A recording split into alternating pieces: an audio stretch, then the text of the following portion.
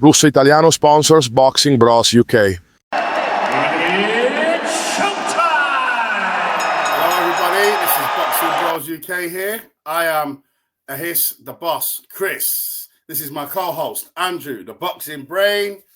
Bosh! Today's topic is Shakur Stevenson versus Josh Padley. What a warrior. Firstly, gotta give this guy a round of applause, man. What a fucking warrior. That's what you do when you come in on short notice. Martin Bacoli, take notes. This is what... He was ripped. He was in shape. He was in shape and he was game as fuck. Mate, when Josh Padley was going to work as a Sparky, he was taking plenty of fruit, a bit of tuna, some protein, small amount of carbs. Bloody Bacoli was bringing in the bloody biscuit tin. Yeah. No, but to be fair to Padley though, he trains. He spars, he goes to work and then he goes boxing training after work. And sparring and training and running at weekends and all that. He's always in shape and he's so anyway, we'll talk about the fight before we go on about Josh Padley. Obviously, it went pretty much how he said. Shakur Stevenson does. No matter what you say, he stinks the place out, whatever. The guy's a phenomenal talent.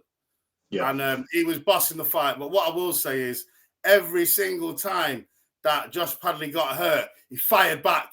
He let his hands go to the body. And he caught him. He landed some clean shots on him.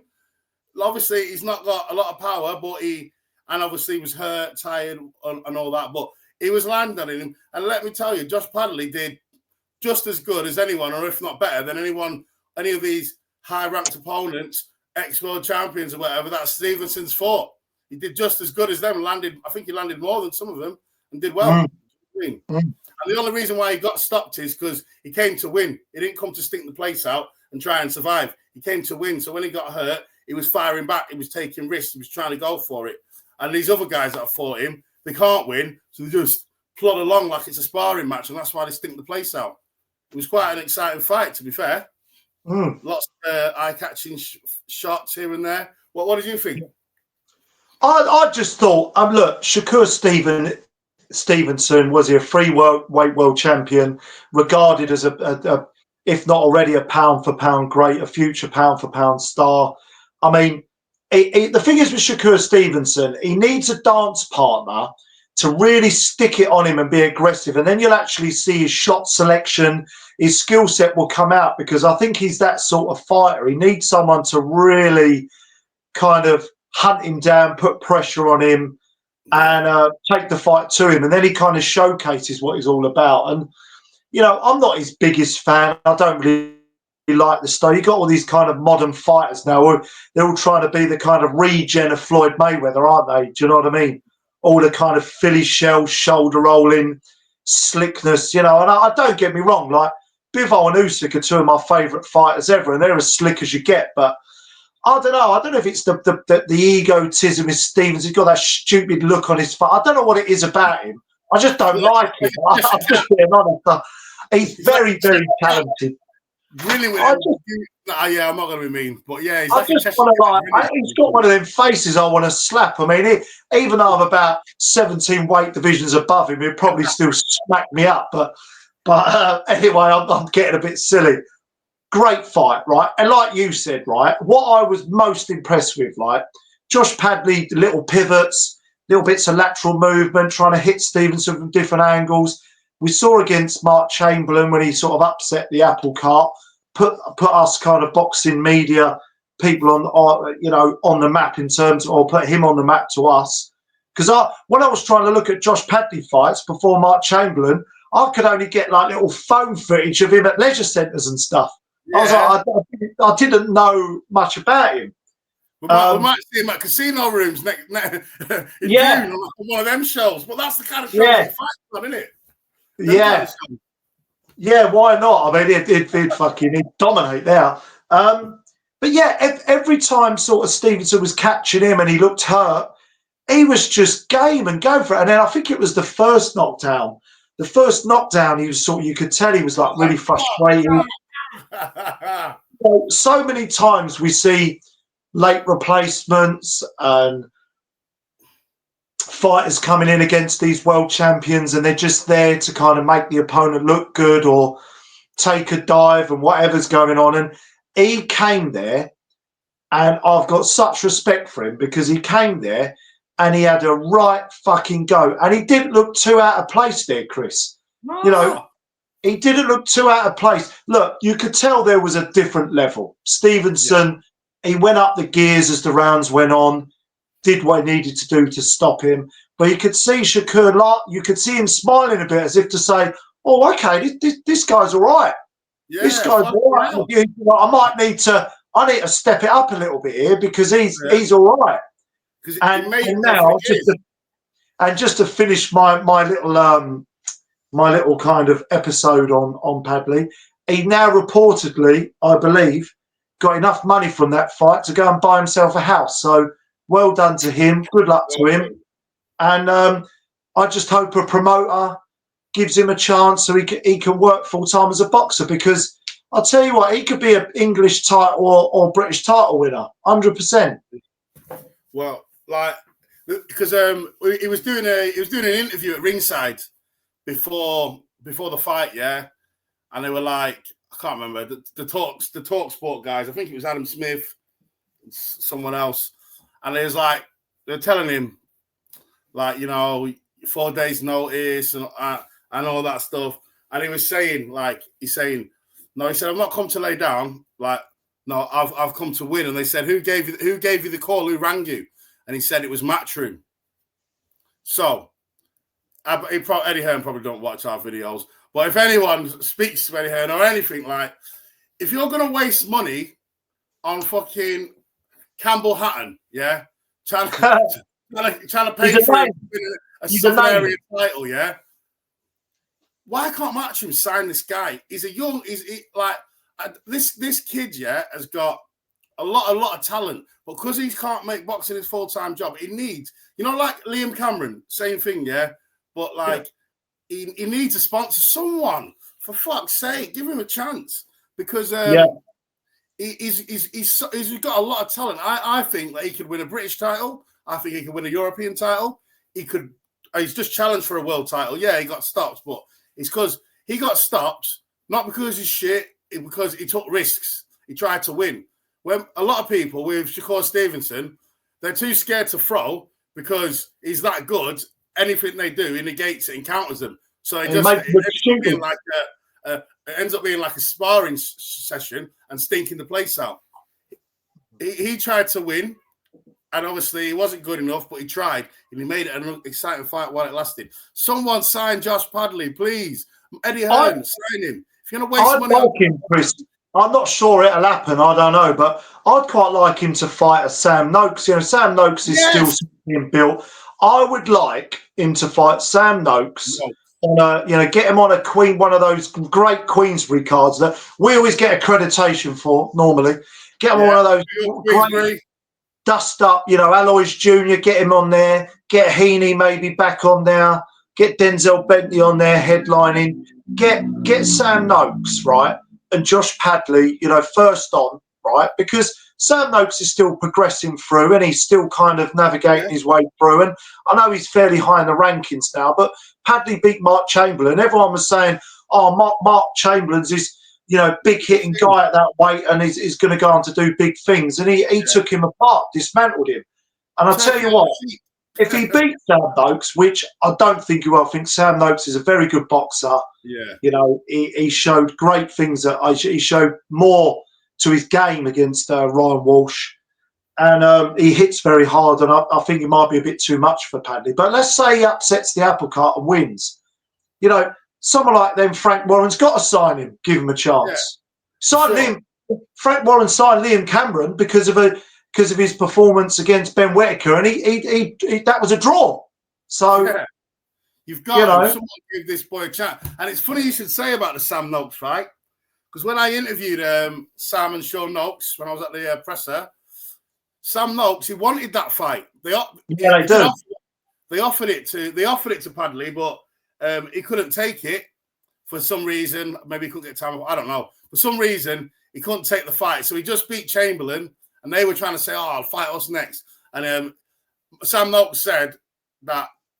This is what Sam Noakes said. If Josh Padley watches this, not me, we love you on here. But Sam Noakes said that he didn't want it. He said, "I want all the smoke."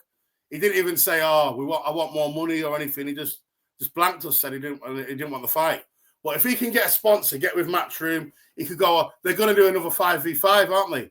Just get him. Yeah. Sam Noakes versus Josh Padley. And get him on there.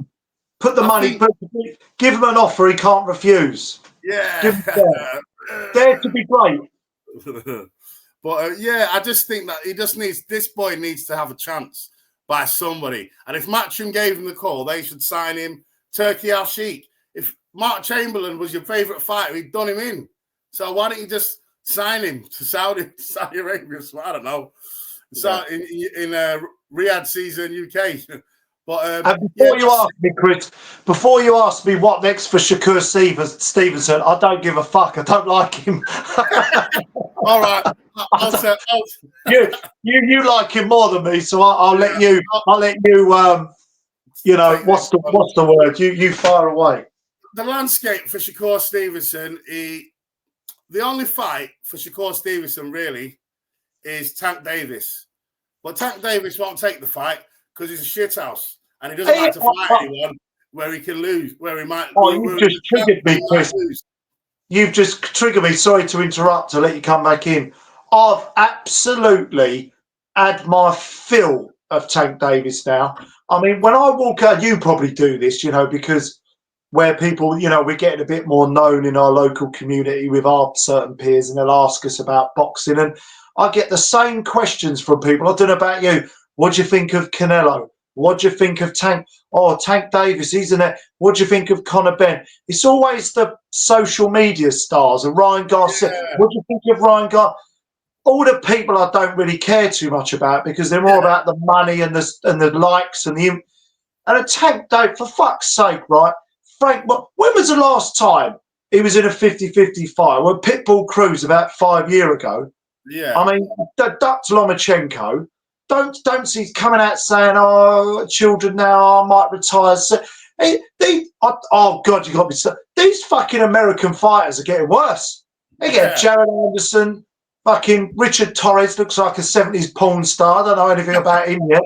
Bloody, Tank Davis, who don't seem to want to put his chin on the line against anyone after. I've got bloody American fighters. Sorry, any American fans watching. But come on, who's he going to be fighting next? Like Jake Paul or something? Like, I don't know. No, he said he would take that fight. He did say he would take that. Surprised me. He was on Twitter after he fought Tyson. He was calling him out, begging him for the fight. Tank Davis was begging him. Yeah, well, there you go. So he's about that, not legacy. That's the best fight out there for Shakur Stevenson. But Tank Davis is a shithouse, and he won't take it. He won't fight anyone with a fucking heartbeat. He beat Ryan Garcia. He beat Ryan Garcia. That's his best win. A rehydration clause in the contract. That's the only reason why I beat him. Yeah, I know. But that's his best win for me. Ryan Garcia. Imagine your best win is Ryan Garcia. That's your best win. And you've been boxing for about 10 years. And you haven't beat anybody decent, and you haven't fought anyone. You haven't even he hasn't even beaten a real world champion to get the belt. And he's not even defended it against anyone credible. We got really triggered there, but we won't fight Shakur Stevenson because I think Shakur Stevenson will just box and move and jab he'll just jab his head off. He'll just outpoint him. He'll outpoint him because Tank Davis won't be able to. I don't think he'll close the gap quick enough to be able to put it. He likes to go to the body a bit. Tank, he does it. I just don't think he'll get to Shakur, and he knows it, and I don't think he fancies it. No, and then you know what else? Yeah, because he's been fighting all these people who are they're not really on his level and as good as him. So when he gets in there with Shakur Stevenson, who's been trying to fight at a high level, who's hungry, who wants to challenge himself, and you've been fighting puddings when you're in your prime, is going to get dealt with by Shakur Stevenson. That's what I think. Anyway, so won't even fight, you know, like a Devin Haney or Sandor Martin, or I don't know, like just fucking anyone that's like half deep. I don't know. It's a strange one. But I think he can fight Shakur Stevenson. He can fight Teofimo Lopez. He can fight Devin Haney. He can fight any of these guys at 140. Yeah, any of them guys is a good. Well, the only problem with Shakur Stevenson is he's that good. People don't want to fight him because they're not going to get a lot of money for fighting him because he's not a big name because of his style. People don't really like tune in for him. So they think I'm going to get beat and I'm not going to get paid a lot. So why should I take it? You're right about that. That's actually an important point to make because Terence Crawford and Shakur Stevenson, 2 pound for pound, and Inoue, right, pound for pound modern greats. If I walk down the street now and ask 10 people, none of them would know who any of them are. Yeah. It's very strange in boxing like that, isn't it? In the boxing world, they're like mega famous. Yeah. But it's people like AJ, Canelo, Ryan Garcia, you know, all them sort of types that are more household names, you know. It's because like the hardcore fans are like the minority, and the casual fans, like they're the ones who who fill the stadiums and all that, who just want to go and watch a fight for a good night or whatever. They're not really into it. And when they watch Shakur Stevenson, they're like is this gonna be like this all night? This guy just winning every single round and not knocking him out. Yeah, I know. It's a bit boring, isn't it? Yeah. It's not even doing it. Yeah. Well, I know we're not covering the video, but apparently he wasn't very well, bronchitis. But what was that? Madrimov just running around the ring. Right. He was doing a Josh Kelly impression, weren't he? So I just had towards the end of this video just to shout out to everyone. The reason we're not covering Madrimov Ortiz is because it was an absolute fucking stinker. And fair play to Ortiz. Just want to say this quickly. Fair play to Ortiz Jr. Did what he had to do, kept trying to close the ring off, tried to force the fight, tried to force the pressure. You know, he was the only one looking to. Madrimov came on stronger. But it was weird. Just quickly on that, right? Madrimov just kept hitting the target, He wasn't trying to punch through the target. Wasn't trying to hit with any venom, any mustard on the end of his shot. It looked like he just wanted to maybe just try and just touch him, and try and sneak a points win. It was awful. Yeah, and it's just like that's especially on that kind of stage. Like when he was against Crawford, I get that. It's Terence Crawford. Be cautious, But this is someone who you should be beating. You can say you can't. I hate that. You lost. Don't come out with excuses after you lost. Like saying, oh, I had bronchitis and all that shit. No one cares. If you get in the ring, you get in the ring and you lose, you lose. You win, you win. And he just running around like a bloody idiot. And he weren't throwing anything meaningful. He wasn't earning his respect. He was just, he's just doing a Josh Kelly impression. Just fucking down. I call that a busy idiot. Running around like being dead busy, doing nothing for nothing. Yeah. Flicking that jab out, And Josh Kelly doesn't seem to be any big fights anytime soon because I think we're really going off on tangents on this video, aren't we? So I'll bring it back in. We'll round it up. Chris, brilliant, Josh Padley. Fair play to him. Shakur Stevenson, we already knew he was great. Did what he needed to do, but Padley, let's give him a big fight, some big money. Get him signed, guys. Get him signed. Yeah. Get him signed up. I'm gonna try and hit him up on Twitter actually. But anyway, like and subscribe, guys. Leave a comment. It's been a pleasure. Cheers, Chris.